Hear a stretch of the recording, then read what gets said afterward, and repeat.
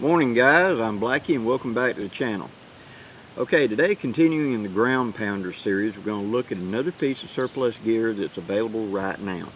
Now in the last video we talked about the rucksack and brought out that Molly 2 bag for just an overview. What these first few videos are going to be about are generic plug-ins of you will probably eventually need something in this line. So we touched on rucksack, several kinds of rucksack. We're going to do more in depth with that rucksack when we actually go into assembly components. But today we're going to talk about another piece of kit. If you're going to be going out and camping out in inclement weather, or if you're setting up a bug out bag, there are going to be big bulky items that need to be protected, like a sleeping bag or large winter clothing, or something like that you need some way to keep it dry and protected even when you're taking it in and out of the pack. Because if you just loosely dump, and we'll get this a little bit later about how to load a pack, if you just loosely dump everything into a pack, here's your socks, here's your cook pot, here's your knife, here's your whatever, and you pack it all in the bag, it'll fit, it'll ride pretty good like that.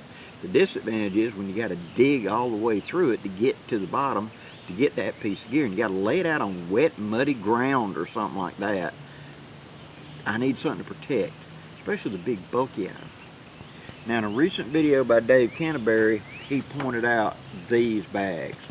What this is an NBC, nuclear, biological, and chemical bag, carrying bag. It has U.S. marking right there. It has a pair of Alice clip to get this directly to a piece of gear. It also has a pair of wing eyelets to be able to click one of the straps, like I recently showed on my canteen and other things, to this, so you can carry it like that. It has a roll down buckle, so you unbuckle, and it's a fairly large roll down bag with Velcro tabs right here on the end. Now what I've got in it right now is my big down top cover. Pulling it up, clicking the Velcro in place so they stick, and then squeezing it out of it. Now this is not truly waterproof. It is, see, because air is coming out of it. It's very water resistant and greatly protects it.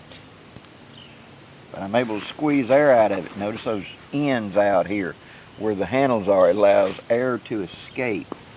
And once you get it down pretty good, click it and you cinch down the cords in order to secure it.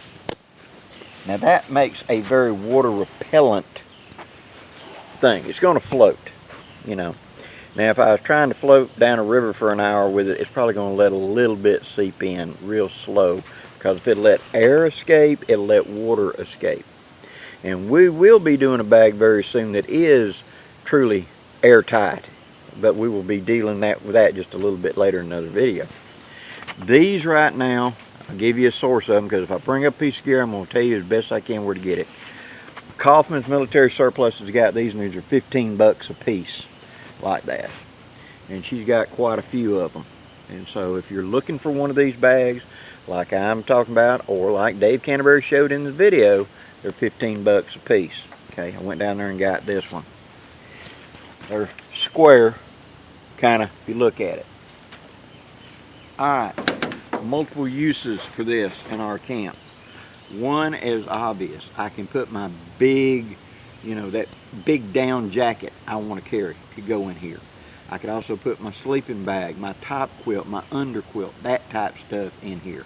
This doesn't weigh very much, probably weighs like 2.5, maybe 3 pounds with this in it, because what's in it's very light. But it's protected both from pilling up, of going through and limbs and briars and everything else. This Cordura will protect it. Remember, it was originally for protecting a nuclear, biological, and chemical suit, so it's fairly rugged. Yet it's easy to get into by snap, snap, unroll. So I can lash this to the bottom of the pack. I can lash this on the side. I can put it on the top. I can carry it on a separate strap if I wanted to. All of that makes it fairly easy to work with. Also, once I get there, if I'm using my sleeping bag, it would not be hard to stuff this full of dry leaves, dry pine straw, whatever. And since this side is relatively, clear of buckles and everything else, make a pillow out of it at night. Or someplace to sit, because it is water repellent. There's all kinds of uses for one of these bags. The limitation is your imagination. The rucksack needs to fit whatever your needs are, how big you are, how much gear you're going to need, how much you're willing to tote, etc. You need something like this for whenever it's going to be very inclement weather and I need to carry that bulky item. I could put food in it. I could easily just put my pine sack. I could easily put my food supply in here and use this as a larder. Now, couldn't I? Pretty easy, because this would protect it a great deal. There's 1,001 uses for a bag like this, and it doesn't weigh much, and these are not very expensive on the surplus market. Now, if you go buy an actual, well, it is an actual, but if you go buy a name brand dry bag like this of something comparable, I'm going to guarantee it's going to be a whole lot more than $15.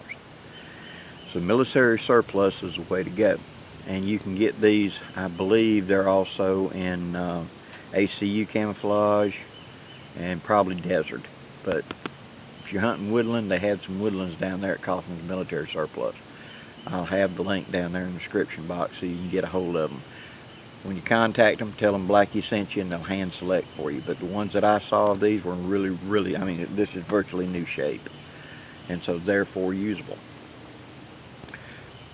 The adaptability of this type of bag is when I need it and I have it, I got a niche covered. Where I don't need that big bulky sleeping bag until the fall, until the winter. But I could use this for clothing. I could use this for many other things. I could use it for a day bag.